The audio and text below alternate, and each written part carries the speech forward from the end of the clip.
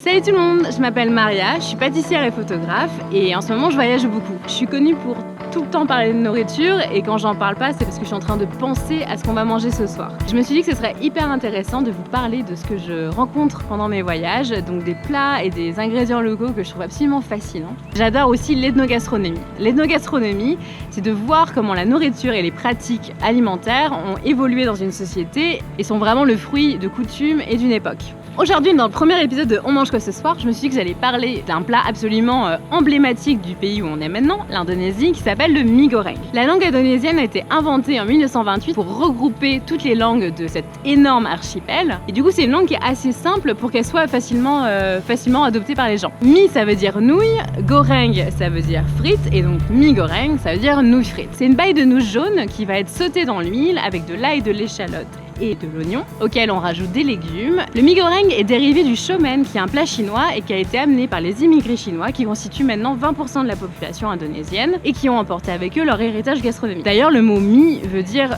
littéralement nouille en chinois, donc voilà. Ce qui est intéressant avec le mie goreng, c'est à quel point ce plat s'est profondément adapté à son pays d'accueil. À la base, cette nouille était sautée dans du lard de cochon.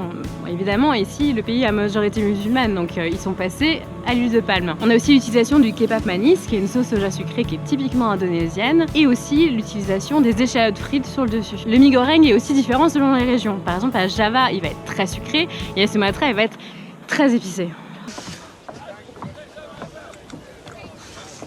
Depuis les années 90, on a constaté une tendance globale vers une nourriture plus transformée, plus facile à préparer, et l'Indonésie n'a pas été épargnée. C'est là que la marque Indomie de nouilles préparées, donc pré-bouillies, a vraiment pris un essor incroyable et est très utilisée aujourd'hui dans la cuisine de tous les jours en Indonésie. Et maintenant, la plupart du temps, quand on demande du mie goreng, on se retrouve avec de l'Indomie goreng, qui est un mot valise en fait pour désigner le mie goreng préparé avec des nouilles instantanées. C'est bon ? Ouais, très bon. Si la recette vous intéresse, je vous mets un lien dans la barre d'infos de cette vidéo et j'espère vraiment vous retrouver très vite pour d'autres vidéos. Dites-moi ce que vous en avez pensé, s'il y a des sujets que vous avez vraiment envie que j'aborde, je le ferai avec grand plaisir. À bientôt!